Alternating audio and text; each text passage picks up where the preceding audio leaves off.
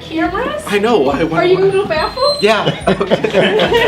So we thought we would come into your class to make this presentation today. Okay. A few months ago, I nominated you for the Lindenwood Outstanding Beginning Teacher Award.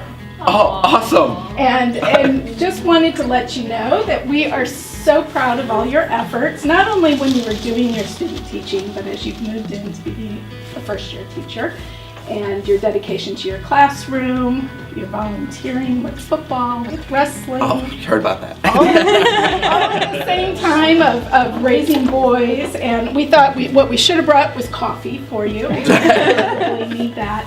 But you know, you did an outstanding job as a student teacher, setting up your veterans ceremony or assembly that you did, as well as moving and getting hired at the school that you did your student teaching at is a big deal. So, anything that you'd like to add?